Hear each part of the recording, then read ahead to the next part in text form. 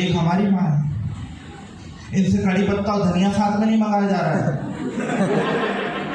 और ये कौन सी सब्जी जिसमें कड़ी पत्ता रोज डल रहा है? और जब ये इतना जरूरी है जीवन के लिए तो घर में क्यों नहीं उगा लेते? तो बोले नहीं नहीं माँ तुलसी मैया जी गिरा देगी। So how the show people? पता नहीं क्यों मुझे नहीं समझ में आया। लाइक मैं कभी, ये मेरे लिए बहुत अनएक्सपेक्टेड था बिकॉज मैं कभी मेरी लाइफ में नहीं सोचा था कि मजाक करने की वजह से कोई जेल जा सकता है। मैं प्री मैरिटल सेक्स के बारे में बात कर रहा था, मेरा ऐसा कोई जोक भी नहीं था, बट चार्जेस हम सब लोगों पे सेम है।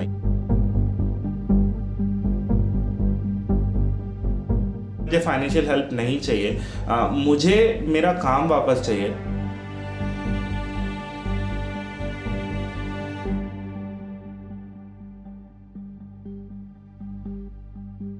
मैं पीथमपुर में एक लोकल फैक्ट्री है, वहाँ पर जॉब करता हूँ। वहाँ पर बैग वगैरह फोल्डिंग का काम होता है।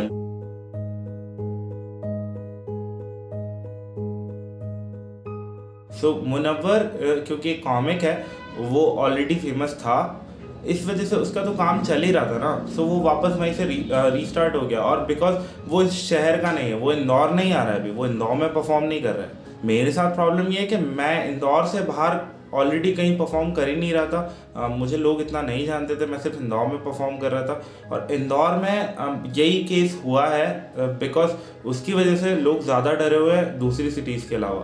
यहाँ के जो वेन्यू ओनर्स हैं वो अभी पीछे हाथ खींच लेते हैं, क्योंकि ऑब्वियसली बात है, लाखों का इन्वेस्टमेंट होता है उन लोगों का। वो नहीं चाहेंगे कि किसी के भी यहाँ पे ये सारी चीज़ें हो। और जैसा भी कि माहौल है, हर आदमी डरता है।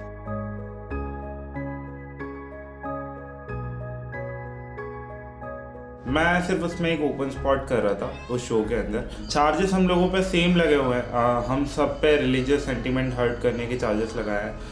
हम 6 लोग थे, हम सब पे सेम धाराएं हैं। पता नहीं क्यों मुझे नहीं समझ में आया। लाइक मैं कभी, ये मेरे लिए बहुत अनएक्सपेक्टेड था बिकॉज मैं कभी मेरी लाइफ में नहीं सोचा था कि मजाक करने की वजह से कोई जेल जा सकता है। प्री मैरिटल सेक्स के बारे में बात कर रहा था मेरा ऐसा कोई जोक भी नहीं था, बट चार्जेस हम सब लोगों पे सेम है। जेल में ऐसा कुछ खास बुरा तो नहीं हुआ। आई थिंक वही बुरा था कि हम जेल में थे। बट जेल के बारे में क्या कहूँ मैं, जेल में हेल्पफुल लोग हैं, जेल में लोग मदद करते हैं आपकी, लोग समझते हैं आपको। मेरी बहुत लोगों ने मदद करी है, मेरे बहुत दोस्त बने हैं जेल में। अगर वो लोग नहीं होते तो शायद 2 महीना मेरे लिए और हार्ड हो जाता।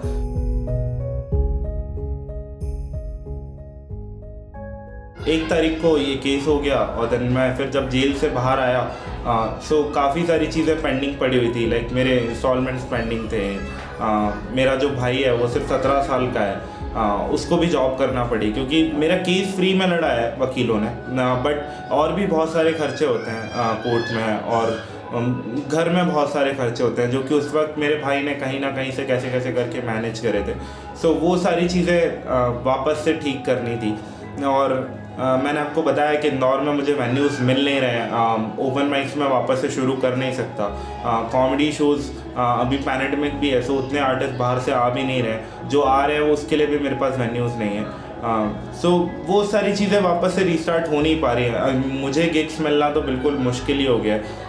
मैं अगर कहीं परफॉर्म करूँगा तो लोगों को ऐसा लगता है कि वापस से ये सारी चीज़ें हो सकती है। सो इस वजह से कॉमेडी का तो ऑप्शन बचा नहीं इंदौर में। और इंदौर में मैं कोई छोटा मोटा जॉब करना चाहता नहीं था क्योंकि मैं चाहता नहीं था किसी को पता चले।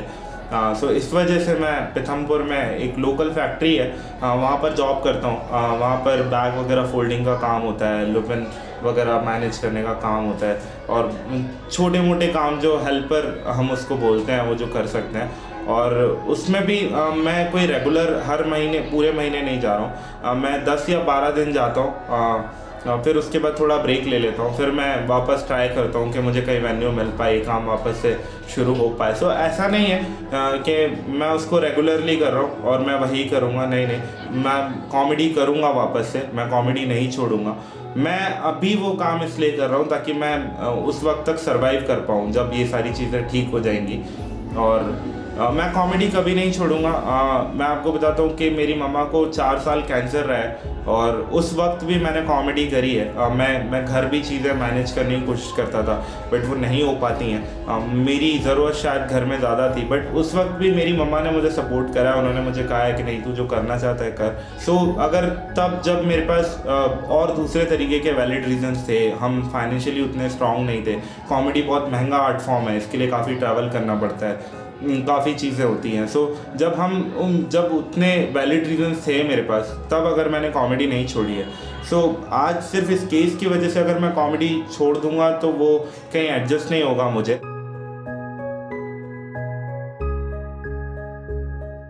नहीं, एक्चुअली मैंने ही मुनव्वर से कोई हेल्प नहीं मांगी बिकॉज मुझे याद है जिस दिन मैं जेल से निकला था मेरी उससे वीडियो कॉल पे बात हुई थी कुछ 2-4 मिनट, और उस दिन हम सब बहुत ज़्यादा रश में थे तो इस वजह से हमारी ज़्यादा बात नहीं हुई। उसके बाद फिर अभी उतना टाइम हुआ नहीं है। आई थिंक मैं जितना मुनव्वर को जानता हूँ, मैं इस केस से पहले मुनव्वर को नहीं जानता था। ये 2 महीने में मैं उसका दोस्त बना हूँ। सो इन 2 महीने के अंदर जितना मैं उसे जान पाया, मुझे पता है कि उसकी लाइफ में काफ़ी इंटरनल स्ट्रगल्स हैं अभी भी फ़िलहाल। सब सारी चीज़ें हम लोग इंस्टा पे नहीं डाल देते, सारी चीज़ें हम लोग पब्लिक नहीं कर देते। सो सब अपनी अपनी लाइफ में स्ट्रगल से निकल रहे हैं क्योंकि और ये सिर्फ मैं और मुनव्वर नहीं, ये जो हम 6 लोग थे ना वहाँ पर, ये सबके साथ हुआ है। हम दोनों सिर्फ कॉमिक हैं इसलिए शायद इतनी सब बातें हो रही हैं, बट वो शायद हर किसी के साथ हुआ है। हर कोई उस मेंटल टॉर्चर से निकला है, हर किसी ने वो चीज़ें देखी हैं जो शायद उसे उसकी लाइफ में नहीं देखनी चाहिए थी। सो आई थिंक इसलिए मैंने उसको कभी डिस्टर्ब करने की कोशिश नहीं करी और इतना बुरा वक्त आया भी नहीं। मुझे ऐसा लगता है, मुझे लगता था कि मैं फ़ाइट कर सकता हूँ इससे, मैं निकल सकता हूँ इससे, इसलिए मैंने खुद कोशिश करी। वो इंटरव्यू देने का मेरा मोटिव कभी भी ये नहीं था कि मुझे कोई फाइनेंशियल हेल्प चाहिए। मेरे पास अभी बहुत सारे लोगों के कॉल्स आ रहे हैं, लाइक बहुत सारे लोग हैं जो मुझे फाइनेंशियल हेल्प ऑफर करने के लिए तैयार हैं, बट मैं सबको मना कर रहा हूँ क्योंकि मुझे फाइनेंशियल हेल्प नहीं चाहिए। मुझे मेरा काम वापस चाहिए। जो 4 साल में मैंने एक इमेज बनाया, अपना एक सेल्फ रिस्पेक्ट बनाया, एक ईगो बनाया इस जगह से, अभी मैंने देखा कि लोग मुनव्वर को हेट कमेंट्स दे रहे हैं, उसको ब्लेम कर रहे हैं। मैं आपको बता दूं, जिस दिन ये आर्टिकल आया है मुनव्वर का मेरे पास कॉल आया है, इंस्टेंटली कुछ 2 या 3 घंटे के अंदर मेरा उसका कॉल आ गया था मेरे पास और उसने मुझसे पूछा कि तेरे को कोई दिक्कत है या कोई परेशानी है। फिर हमारी बात हुई ठीक से और उसके बाद मैंने ही उसे कहा कि नहीं भाई ऐसा कुछ नहीं है, बिकॉज उसकी कोई गलती नहीं है, उसकी वजह से हम जेल में नहीं थे।